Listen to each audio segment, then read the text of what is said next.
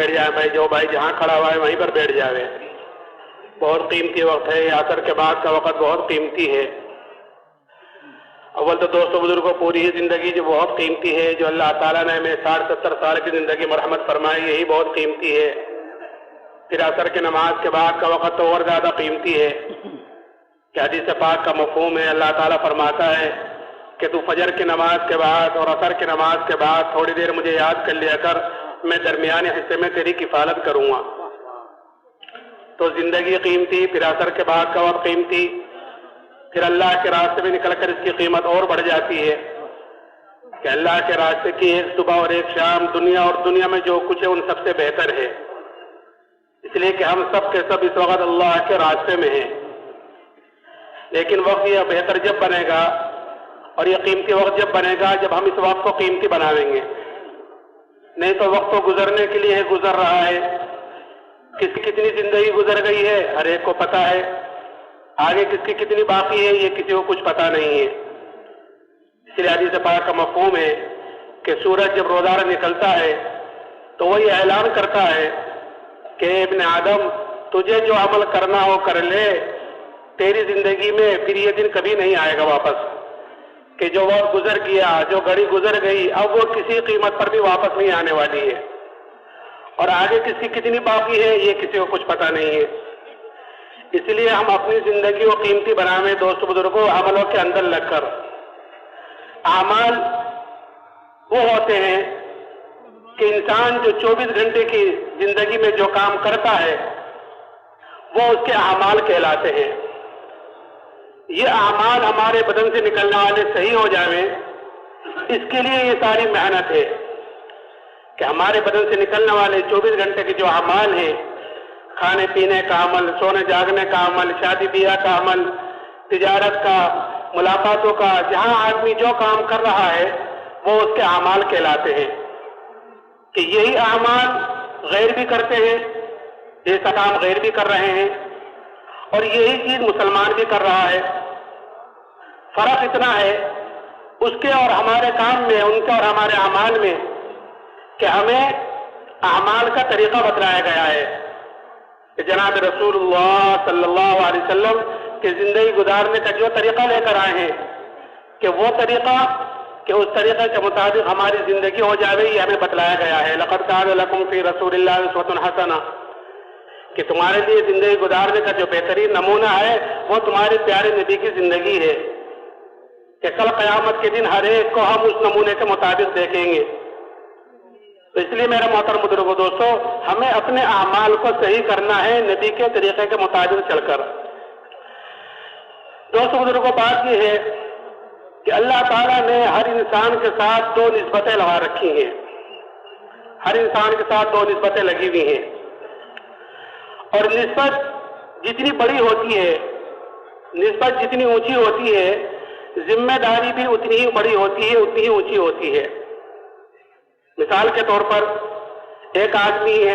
اس کا ایک بیٹا ہے، وہ درزی ہے، تو بیٹے کی نسبت باپ کی طرف درزی کی حیثیت سے ہے کہ درزی کا بیٹا ہے، تو اس بیٹے کے اوپر جو ذمہ داری آئے گی وہ اس کے اعتبار سے آئے گی. کوئی انجینئر ہے، کوئی ڈاکٹر ہے، کوئی وکیل ہے، کوئی دھوبی ہے، اس کا بیٹا ہے تو اس کی نسبت اس کی طرف لگائی جائے گی کہ دھوبی کا بیٹا ہے، درزی کا بیٹا ہے، وکیل کا بیٹا ہے، تو نسبت اس کی طرف لگی ہوئی ہے. تو اس بیٹے کے اوپر جو ذمہ داری آئے گی وہ اس کے اعتبار سے آئے گی کہ جتنی اونچی نسبت، جتنی بڑی نسبت ہوتی ہے. ایسے ہی ایک لڑکا کہ بادشاہ کا بیٹا ہے تو اس کی نسبت بادشاہ کی طرف کی گئی ہے کہ بادشاہ کا بیٹا ہے، شہزادہ ہے، تو یہ بڑی نسبت ہے. تو اس کے اوپر جو ذمہ داری آئے گی وہ پورے ملک کے اعتبار سے آئے گی. بادشاہ کا بیٹا ہے، نسبت بڑی ہے. میں نے عرض کیا کہ نسبت جتنی بڑی ہوتی ہے ذمہ داری بھی پھر اتنی ہی بڑی ہوتی ہے. تو ہر انسان کے ساتھ 2 نسبتیں لگی ہوئی ہیں. جب وہ پیدا ہوا اس وقت سے لے کر کہ فوراً اس کے ساتھ 2 نسبتیں آ گئی ہیں. کہ پہلی نسبت کہ سب سے پہلے یہ انسان اللہ کا بندہ ہے، عبداللہ، کہ ہر انسان سب سے پہلے اللہ کا بندہ ہے، کہ اللہ کا بندہ ہونے کے ناطے جو اس کے اوپر ذمہ داری آئی ہے کہ یہ انسان اپنی ذات سے دیندار بن کر زندگی گزارے، کہ میری زندگی میں کیسے دین آئے اس کی فکر کرے. کہ بندہ سچا بندہ بن کر زندگی گزارے، کہ نسبت لگی ہوئی ہے اللہ کی کہ ہر انسان اللہ کا بندہ ہے۔ دوسری نسبت کہ ہر انسان جناب رسول اللہ صلی اللہ علیہ وسلم کا امتی ہے۔ تو امتی ہونے کی نسبت جو اس کے اوپر ذمہ داری آئی ہے کہ وہ یہ ہے کہ اپنی زندگیوں میں دین کو لاتے ہوئے دوسروں کی فکر کرے، کہ یہ ذمہ داری بھی دے کر گئے ہیں حجۃ الوداع میں، بلغوا عنی ولو آیا، کہ دوسروں تک پہنچاؤ اگرچہ ایک ہی آیت کیوں نہ ہو، یعنی چھوٹی بات کیوں نہ ہو دین کی، کہ وہ دوسروں تک پہنچاؤ، یہ ذمہ داری بھی ہم پر ہے۔ تو اگر کوئی انسان ان دونوں ذمہ داریوں کو دے کر چل رہا ہے تو دوستو بزرگوں، اللہ کیا اس کی حیثیت ہے، اللہ کیا اس کا مقام ہے، اللہ کیا اس کی قدر و قیمت ہے۔ اور اگر کوئی ان دونوں ذمہ داریوں کو پورا نہیں کر رہا ہے کہ اپنے طرف سے بھی غفلت ہے، دوسروں کی طرف سے بھی غفلت ہے، دونوں ذمہ داری کو پورا نہیں کر رہا ہے، تو اتنا ہی اللہ کیا ہو بے حیثیت ہے، اتنا ہی اللہ کیا ہو بے قیمت ہے۔ اور اگر دوستو بزرگوں، کیونکہ نسبت دو ہے اور ذمہ داری دو ہے، اگر کوئی ایک ذمہ داری کو پورا کرے اور ایک کو پورا نہ کرے تو یہ بھی پکڑ کا ذریعہ بنتی ہے۔ دونوں ذمہ داریاں ہیں، اگر ایک کو پورا کر رہا ہے ایک کو پورا نہیں کرتا تو یہ بھی پکڑ کا ذریعہ ہے کہ اپنی ذات سے تو دیندار ہے کہ الحمدللہ نماز بھی ہے، روزہ بھی ہے، اللہ کے راستے میں نکلنا بھی ہے، کہ اپنی اپنی فکر ہے، دوسروں کی فکر نہیں ہے، اپنی عبادت اپنی ساری چیزیں، لیکن دوسروں کی فکر نہیں ہے کہ یہ ایک ذمہ داری تو پوری کر رہا ہے، لیکن ایک ذمہ داری کا پورا کرنا اس کے لیے بھی نقصان دہ ہے، پکڑ کا ذریعہ بنے گی۔ حدیث پاک کا مفہوم ہے، ایک مرتبہ اللہ تعالیٰ نے حضرت جبرائیل کو حکم دیا کہ جبرائیل فلاں بستی پر جاؤ اور اس بستی کو اوپر تک اٹھاؤ اور اوپر تک اٹھا کر اس کو نیچے واپس دے کر مار دو۔ تو حضرت جبرائیل نے عرض کیا کہ اللہ اس میں تو ایک طرح فلاں بندہ ہے جو تیری عبادت کرتا ہے، تیری عبادت میں لگا رہتا ہے، تیرے احکامات کو پورا کرتا ہے۔ تو اللہ نے فرمایا کہ اس کے سمیت اس بچے کو اٹھاؤ اور اس کے سمیت پٹک دو۔ کیوں؟ اس لیے کہ میرے احکامات ٹوٹ رہے تھے دنیا میں، میری نافرمانی ہو رہی تھی اور اس کے ماتھے پر بل تک نہیں آیا، وہ اپنی عبادت میں لگا رہا۔ یعنی ایک ذمہ داری اسے پوری کی کہ اپنی ذات سے تو دیندار تھا کہ اس کے سمیت اس بچے کو اٹھاؤ اور اس کے سمیت پٹک دو، تو ایک ذمہ داری تو پوری کر رہا تھا۔ اچھا، اگر کوئی دوسروں ہی کے لیے ساری چیزیں ہوں، ساری دعوت، سارے مشورے، سارے اصول، ساری چیزیں، ساری تقاریر دوسروں ہی کے لیے،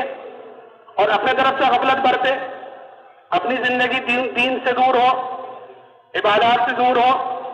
تو پھر یہ بھی پکڑ کا ذریعہ بنے گی، باوجود اس کے کہ وہ ایک ذمہ داری پوری کر رہا ہے کہ تقاریر کے ذریعے یا دوسری چیزوں کے ذریعے کہ اپنی بات دوسروں تک پہنچا رہا ہے، یعنی دین کی بات پہنچا رہا ہے، لیکن خود عمل سے خالی ہے، تو یہ بھی پکڑ کا ذریعہ بنے گی۔ حدیث پاک کا مفہوم ہے کہ جب جنتی جنت میں چلے جائیں گے اور دوزخی دوزخ میں چلے جائیں گے تو بعض اہل جنت اہل دوزخ سے جا کر پوچھیں گے کہ تم دوزخ میں کیسے آ گئے ہو؟ ہم تو جو جنت میں گئے ہیں وہ تمہاری باتوں پر عمل کرنے کی وجہ سے گئے ہیں، تم ہمیں نماز کو، روزوں کو، تم ہمیں دین بتلاتے تھے، تم ہمیں آخرت اللہ رسول بتلاتے تھے، اس پر ہم نے عمل کیا ہے تو اس کی وجہ سے تو ہم جنت میں گئے ہیں، تم دوزخ میں کیسے آئے؟ تو وہ کہیں گے کہ ہم تم کو تو کہتے تھے لیکن خود عمل نہیں کرتے تھے، ایک ذمہ داری تو پوری کر رہے تھے کہ دوسروں تک تو بات پہنچا رہے تھے، لیکن خود کی زندگی عمل سے خالی تھی۔ اس لیے میرے محترم بزرگوں دوستو، ہمیں ان دونوں ذمہ داریوں کو ساتھ لے کر چلنا ہے۔ اس میں سب سے پہلی جو ذمہ داری ہے کہ انسان سب سے پہلے اپنے دین کے طرف سے فکر مند ہو کہ میری زندگی میں دین کیسے آوے۔ اور دوست بزرگوں، دین آتا ہے زندگیوں میں یقین کے راستے سے، کہ جیسے اس کے اندر کا یقین ہوگا اس کے بدن سے نکلنے والے اعمال ویسے ہوں گے۔ اگر اندر کا یقین بنا ہوا ہوگا تو بدن سے نکلنے والے اعمال اس کے اعتبار سے ہوں گے، اور اگر خدا نخواستہ اندر کا بگاڑ ہوا، اندر یقین کی خرابی ہوئی تو پھر بدن سے نکلنے والے اعمال اس کے اعتبار سے ہوں گے۔ تو اس لیے ہمیں بنیادی طور پر سب سے پہلے اپنے ایمان پر محنت کرنی ہے، یعنی اپنے اندر کے یقین کو بنانا ہے کہ ایمان پر محنت۔ آج حالانکہ ایمان یہ اللہ نے ہمیں سب سے بڑی نعمت مرحمت فرما رکھی ہے، سب سے بڑی نعمت جو ہمیں اللہ نے مرحمت فرمائی ہے وہ ایمان کی دولت ہے۔ انعامات تو اللہ تعالیٰ کے بے شمار ہیں کہ قرآن یہ کہتا ہے وَإِن تَعُدُّوا نِعْمَتَ اللَّهِ لَا تُحْصُوهَا، کہ اللہ تعالیٰ کے انعامات تو اتنے ہیں کہ اگر تم اللہ کی نعمتوں کو گننا چاہو، شمار کرنا چاہو، تو تم اللہ کی نعمتوں کو گن نہیں سکتے، شمار نہیں کر سکتے۔ اتنے انعامات اللہ تعالیٰ کے ہمارے اوپر، قدم قدم پر، سانس سانس پر اللہ تعالیٰ کی نعمتیں بارش کی طرح ہمارے اوپر اتر رہی ہیں، اور اس چیز کا احساس بھی نہیں ہے۔ اور ایسی ایسی نعمتیں ہیں کہ اللہ کی ایک نعمت بڑی نعمت ہوتی ہے، لیکن ہمارا دھیان ادھر نہیں جاتا کہ یہ بھی اللہ کی نعمتوں میں سے کوئی نعمت ہے۔ اس لیے کہ نعمت کی قدر آدمی کو اس وقت ہوتی ہے جب وہ چیز ہاتھ سے نکل جاتی ہے۔ جب تک کوئی چیز آدمی کے ہاتھ میں ہوتی ہے اس کی قدر و قیمت کا اندازہ نہیں ہوتا۔ اسی لیے حضور حضرت صلی اللہ علیہ وسلم نے فرمایا کہ 5 چیزوں کی قدر کرو 5 چیزوں سے پہلے پہلے۔ اللہ نے 5 نعمتیں دی ہیں تو ان کی قدر کرو 5 چیزوں سے پہلے پہلے۔ حضور حضرت صلی اللہ علیہ وسلم کے جملے چھوٹے ہوتے ہیں لیکن جامع ہوتے ہیں۔ 5 چیزوں کی قدر 5 چیزوں سے پہلے پہلے۔ فرمایا کہ جوانی کی قدر کرو بڑھاپے سے پہلے پہلے، کہ جوانی ایک مرتبہ چلی گئی اب کسی قیمت پر واپس نہیں آنے والی ہے۔ کہ جوانی قدر، کہ جوانی کی عبادت اللہ کیا مقبول ہے، کیوں؟ کیونکہ اس میں اعضاء بھی قوی ہوتے ہیں، آدمی کے اندر خواہشوں کا بھی زور ہوتا ہے کہ وہ آدمی اپنی خواہشوں کو قربان کر کر، یہ آدمی اپنی جوانی اللہ کی عبادت میں، اس کے دین کو پھیلانے میں کہ اپنی جوانی لگاتا ہے، تو پھر ایسی جوانی کی عبادت اللہ کا مقبول ہے۔ وہ 7 آدمی جو کل عرش کے سائے کے نیچے ہوں گے، ان میں ایک وہ جوان بھی ہوگا جو جوانی میں اللہ کی عبادت کرتا ہوگا۔ تو جوانی کی قدر بڑھاپے سے پہلے پہلے۔ فرمایا مالداری کی قدر کرو تنگ دستی سے پہلے پہلے۔ اللہ نے مال دے رکھا ہے کہ اس کی قدر کیسے پہلے پہلے، کہ تنگ دستی سے پہلے پہلے، کہ اللہ ہاتھ میں مال تھا کہ صدقہ خیرات بیواؤں پر، یتیموں پر، مسکینوں پر، مدرسوں میں، ضرورت مندوں میں کہ خرچ کر سکتا تھا، لیکن کہ خرچ نہیں کیا، بخل دکھلایا کہ اب کوئی آفت آ گئی، کوئی مصیبت آ گئی مال پر کہ وہ سارا ختم ہو گیا۔ تو مالداری کی قدر تنگ دستی سے پہلے پہلے، اور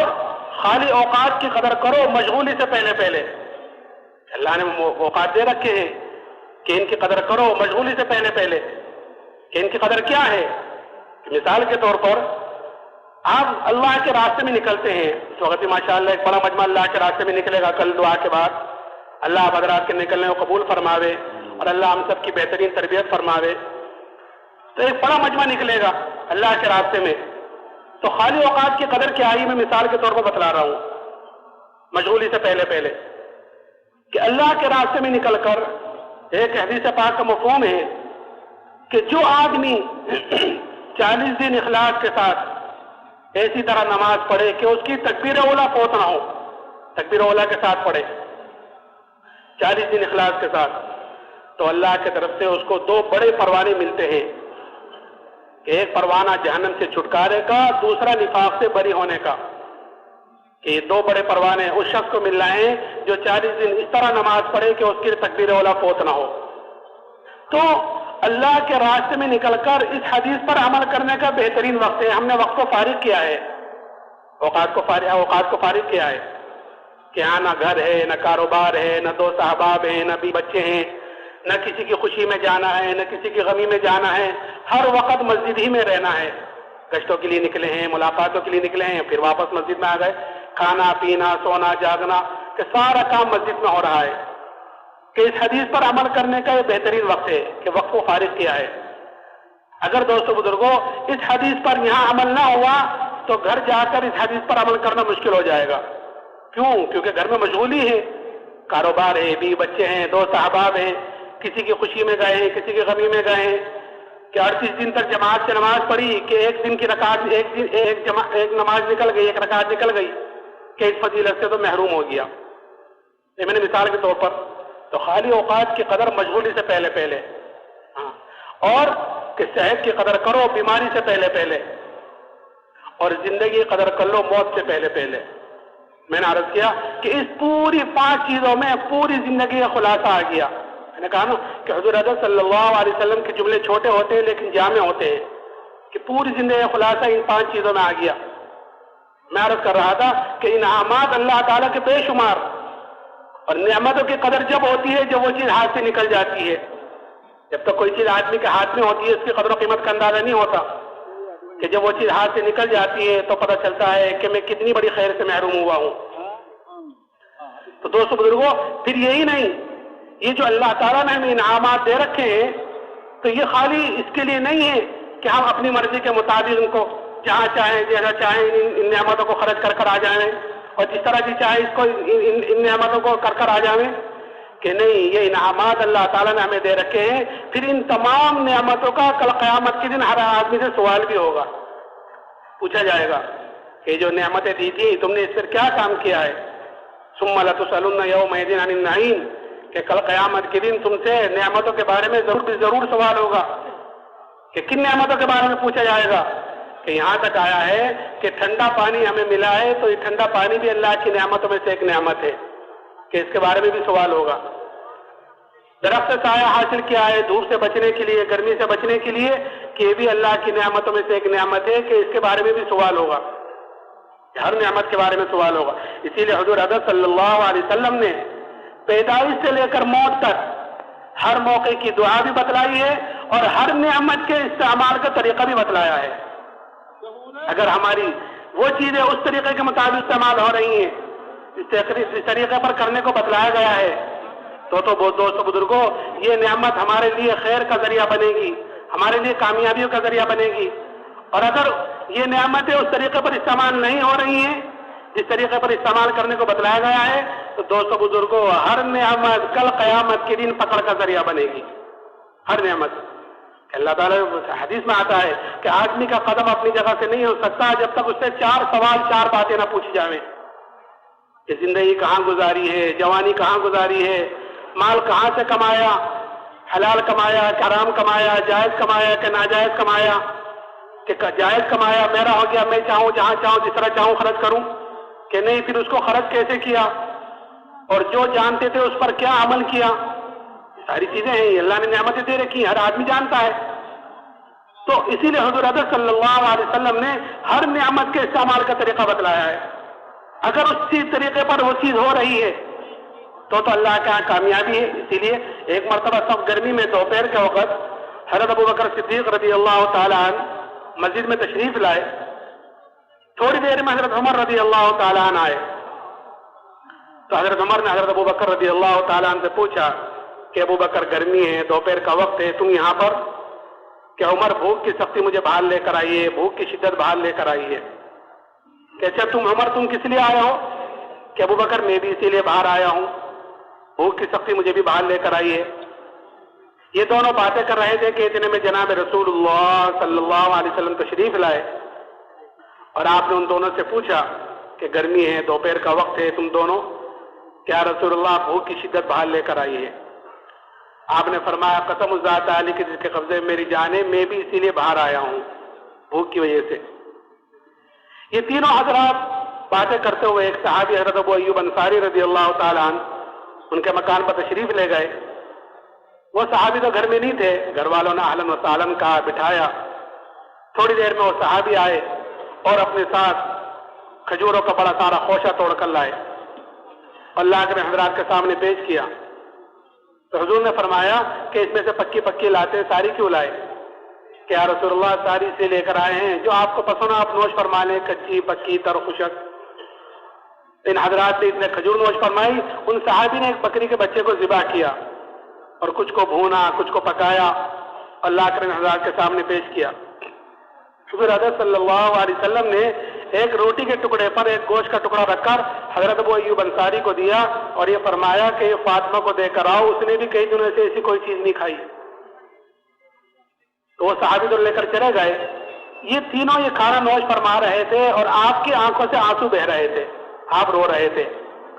اور روتے ہوئے آپ نے فرمایا کہ یہی وہ نعمتیں ہیں جن کا کل قیامت کے دن ہم سے سوال ہوگا، پوچھا جائے گا کہ اللہ نے گوشت کھلایا، روٹی کھلائی، اللہ نے کہ کھجوریں کھلائی، کہ ان نعمتوں کے بارے میں پوچھا جائے گا ہم سے۔ جب آپ نے یہ بات فرمائی تو یہ بات ان دونوں ساتھیوں پر بڑی شاق گزری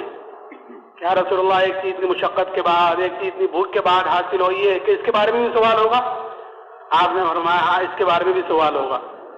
پھر آپ نے اس کے استعمال کا طریقہ بتلایا، جو میں بتلانا چاہ رہا ہوں کہ حضور حضرت صلی اللہ علیہ وسلم نے پیدائش سے لے کر موت تک ہر موقع کی دعا بھی بتلائی ہے، ہر موقع کا طریقہ بھی بتلایا ہے۔ پھر آپ نے فرمایا کہ جب شروع کرو تو بسم اللہ پڑھ کر شروع کرو، اور جب کھا چکو تو الحمدللہ الذی هو اشبعنا وانا مالنا وافضل پڑھ لو گے تو پھر اس نعمت کی پکڑ سے بچ جاؤ گے۔ تو میرے محترم بزرگوں دوستوں، عرض کر رہا تھا کہ انعامات اللہ تعالیٰ کے بے شمار ہیں، لیکن ان تمام نعمتوں میں جو سب سے بڑی نعمت اللہ تعالیٰ نے مجھے اور آپ کو مرحمت فرمائی وہ ایمان کی دولت ہے، اس لیے کہ اللہ نے کامیابی ناکامی کا دار و مدار کہ دنیا کی کسی چیز پر نہیں رکھا ہے، ان نعمتوں میں سے کسی پر نہیں رکھا ہے کہ اکثریت میں ہوں گے، یا آپ اسباب زیادہ ہوں گے، یہ تجارت اچھی ہوگی، یا اور چیزیں آپ کے پاس زیادہ ہوں گی، یہ نعمتیں زیادہ ہوں گی تو کامیاب ہوں گے، اور یہ چیزیں نہیں ہوں گی تو ناکام ہوں گے، کہ اس پر کامیابی ناکامی نہیں رکھی ہے۔ اللہ تعالیٰ نے کامیابی ناکامی کا دار و مدار کہ ایمان اور اعمال صالحہ پر رکھا ہے۔ کامیابی ناکامی کامیابی کی ضمانت ہے ایمان اور اعمال صالحہ، کہ ایمان کے بغیر تو کوئی عمل قابل قبول ہے ہی نہیں، اور ایمان اعمال صالحہ نہیں ہے تو پھر کل قیامت کے دن اس کی سزا بھگتنی پڑے گی، نہیں تو اللہ غفور الرحیم ہے، اللہ معاف کر دے تو پھر اسے کون پوچھنے والا ہے۔ تو ہمیں اللہ نے جو سب سے بڑی نعمت دی ہے وہ ایمان کی دولت ہے۔ اللہ ہمیں اس ایمان کی قدر کرنے کی توفیق عطا فرمائے۔ آج دوستو بزرگوں، مسلمانوں کے اندر سے اس ایمان کی قدر و قیمت ختم ہو گئی، اور ختم کیوں ہوئی ہے؟ کہ ختم اس لیے ہو گئی ہے کہ جو چیز آدمی کو بغیر محنت کے، بغیر مجاہدے کے، بغیر قربانیوں کے جو چیز آدمی کو چیز ملتی ہے، آدمی کے اندر اس کی قدر و قیمت کم ہوتی ہے، بنسبت اس کے جو چیز آدمی محنت کر کر حاصل کرتا ہے، کہ جس چیز پر آدمی کا جان مال وقت لگتا ہے کہ اس کی قدر و قیمت زیادہ ہوتی ہے، اور جو چیز آدمی کو بغیر محنت مل جاتی ہے، جیسے کوئی وراثت میں کوئی چیز مل جاتی ہے، جیسے بچے کو، لڑکے کو وراثت میں، باپ کی وراثت میں کوئی چیز مل گئی، تو وہ قدر و قیمت اس کے اندر نہیں ہوگی جو محنت کر کر حاصل کرے گا۔ تو ایمان کیونکہ ہمیں بغیر محنت کے ملا ہوا ہے کہ وراثت میں، کہ خاندان مسلمان، دادا پردادا مسلمان، باپ مسلمان، ہم مسلمان گھر میں پیدا ہوئے، الحمدللہ ہم بھی مسلمان، اس لیے ہمارے اندر اس ایمان کی قدر و قیمت کم ہے۔ اسی لیے حضور اقدس صلی اللہ علیہ وسلم نے ایمان والے کی قدر و قیمت بتلائی، اور یہ ایمان والے کی قدر و قیمت صحابہ کے اندر اتاری، کہ کیا قدر بتلائی؟ کہ یہ قدر بتلائی کہ جب تک ایمان والا اس دنیا میں موجود رہے گا، اللہ کی ہاں تمہاری یہ قدر ہے کہ جب تک اللہ اللہ ایک بھی کہنے والا موجود رہے گا، یعنی ایمان والا رہے گا، کہ اللہ تعالیٰ اس سات و زمین آسمان کے نظام کو باقی رکھے گا ایک ایمان والے کی وجہ سے۔ تو کروڑوں مسلمان ہیں الحمدللہ، کہ سب دنیا سے چلے جائیں اور ہم میں سے ایک باقی رہ جائے تو اس ایک کی وجہ سے اللہ تعالیٰ اس سات و زمین آسمان کے نظام کو باقی رکھے گا۔ یہ قدر بتلائیے، اور قیمت کیا بتلائی؟ کہ اگر رائے کے دانے کے برابر بھی ایمان کو بچا کر لے گئے تو اللہ تعالیٰ اس دنیا سے 10 گنی بڑی جنت مرحمت فرمائے گا۔ اب جس کا ایمان جتنا اونچا ہوگا، جس کا ایمان جتنا اعلیٰ ہوگا، کہ کل قیامت کے دن اس کی اتنی بڑی جنت ہوگی۔ تو یہ اللہ نے ہمیں دعوت و تبلیغ والے جو کام دیا ہے، اللہ کے راستے میں جو نکالا جاتا ہے، وہ اپنے ایمان کو بنانے کے لیے نکالا جاتا ہے، اپنے اندر کے یقین کو بنانے کے لیے نکالا جاتا ہے، کہ جب اندر کا یقین صحیح ہوگا، اندر کا یقین بنے گا تو بدن سے نکلنے والے اعمال جاندار ہوں گے، اور اگر اندر کا یقین خراب ہوگا تو پھر بدن سے نکلنے والے اعمال خراب ہوں گے۔ تو یہ قدر و قیمت صحابہ کے اندر اتاری تھی، اور دوستو بزرگوں، یہ قدر و قیمت صحابہ کے اندر ایمان کی ایسی اتری کہ پھر صحابہ نے اس ایمان کے لیے کہ ہر تکلیف کو، ہر مصیبت کو، ہر آزمائش کو، اور جو بھی حالات آئے ان سب کو برداشت کیا ہے۔ کیونکہ آدمی کے اندر جب کسی چیز کی قدر و قیمت اتر جاتی ہے تو آدمی اس کے لیے ہر تکلیف مصیبت کو برداشت کرتا ہے، اور آدمی اس کے لیے اپنی جان مال ساری چیز جھونک دیتا ہے، اس چیز کی قدر و قیمت اندر اتر جاتی ہے۔ صحابہ کے اندر یہ قدر و قیمت اتری تھی، اس لیے ہر تکلیف اور مصیبت کو برداشت کیا۔ ایک صحابی حضرت خباب بن ارد رضی اللہ تعالیٰ عنہ، ان سے ایک مرتبہ حضرت عمر رضی اللہ تعالیٰ نے پوچھا کہ خباب، ان تکالیف کی تفصیل بتلاؤ جو ایمان کی وجہ سے تم پر آئی ہیں، جو حالات ایمان کی وجہ سے تم پر آئے ہیں ان کی تفصیل کا بتلاؤ۔ تو حضرت خباب نے فرمایا، امیر المومنین آپ ذرا میری کمر دیکھیں۔ جب کمر دیکھی تو حضرت عمر نے فرمایا، اے خباب، ایسی کمر کسی کی نہیں دیکھی جیسی تمہاری ہے۔ حضرت خباب نے فرمایا، امیر المومنین مجھے تو آگ کے انگاروں پر لٹا کر گھسیٹا جاتا تھا، اور میری چربی سے، میرے خون سے وہ آگ بجھتی تھی، کہیں کی وجہ سے، کہ ایمان کی وجہ سے۔ ایک عورت کے غلام تھے، جب اس کو یہ پتا چلا کہ جناب رسول اللہ صلی اللہ علیہ وسلم سے ملتے ہیں تو سریے کو گرم کر کر اس سے ان کے بدن کو داغ دیتی تھی، سزا کے طور پر کہ یہ تو ایمان سے پھر جائیں نہیں تو اس سزا کو بھگتے. لیکن جیسے میں نے کہا آدمی کے اندر جب کسی چیز کی قدر و قیمت اتر جاتی ہے تو پھر آدمی اس کے لیے تمام حالات سے لڑ لیتا ہے, تمام پریشانیوں سے, دشواریاں کہ اس کے لیے برداشت کرنا آسان ہو جاتا ہے جس کی قدر و قیمت اندر اتر جاتی ہے. تو ایمان کی قدر و قیمت اتری ہوئی تھی, اس لیے ان حالات کا, ان مصیبتوں کا برداشت کرنا آسان ہوا. اور پھر اتنا ہی نہیں, جب فتوحات کا دروازہ کھلا اللہ کی طرف سے, اس لیے کہ مومن کی علامت بتلائی گئی ہے کہ مومن ایمان والا جو کام کرتا ہے, نماز پڑھی ہے, روزہ رکھا ہے, سردی گرمی دھوپ برداشت کی ہے اللہ کے لیے, اللہ کے راستے میں نکل کر, کہ جو بھی عمل کرتا ہے ایمان والا کہ وہ اس کا بدلہ وہ دنیا میں نہیں چاہتا بلکہ اس کا بدلہ وہ آخرت میں چاہتا ہے. اس لیے کہ اس کو پتا ہے دنیا میں جو ملے گا وہ تھوڑا ملے گا اور وقتی ملے گا, آخرت کے اعتبار سے تھوڑا اور وقتی کہ موت تک, اور آخرت میں جو ملے گا عمل کا بدلہ وہ دنیا سے بہت زیادہ ملے گا اور ہمیشہ کے لیے ملے گا. اس لیے مومن اپنے نیک عمل کا بدلہ دنیا میں نہیں چاہتا, اور جو کام کرتا ہے کہ وہ اپنے اللہ کو راضی کرنے کے لیے کرتا ہے, کوئی دیکھ رہا ہے نہیں دیکھ رہا ہے, کوئی خوش ہے نہ خوش ہے, کہ اس کی پرواہ نہیں ہے کہ میرا اللہ مجھ سے راضی ہو جائے یہ اصل ہے, اس کے لیے کام کرتا ہے. ہاں کہ اللہ کے معاملے میں کسی کی نہیں سنتا, میں تو اللہ کے لیے کر رہا ہوں. میں اپنی شادی بیاہ کہ میں تو مجھے طریقہ بتلایا گیا ہے جناب رسول اللہ صلی اللہ علیہ وسلم کا کہ میں اس طریقے کے مطابق کر رہا ہوں, کہ میں زندگی گزار رہا ہوں اس طریقے کے مطابق کہ جس طریقے پر مجھے طریقہ زندگی گزارنے کو بتلایا گیا ہے. چاہے اب کوئی کچھ بھی کہتا رہے مجھے اس کی کوئی پرواہ نہیں ہے کہ اللہ کا حکم ہے, ما آتاکم الرسول فخذوہ وما نہاکم عنہ فانتہوا, کہ جو کچھ تم کو تمہارے پیارے نبی صلی اللہ علیہ وسلم لے اسے لے لو اور جس سے روکے اس سے رک جاؤ. میں نے کہا مومن اپنے نیک عمل کا بدل, اسی لیے حضور اکرم صلی اللہ علیہ وسلم نے حضرت ابو ذر سے فرمایا تھا کہ ابو ذر اللہ کے معاملے میں کسی ملامت کرنے والے کی ملامت کی پرواہ نہ کرنا, کسی ملامت کرنے والے کی ملامت کی پرواہ نہ کرنا. تو مومن اپنے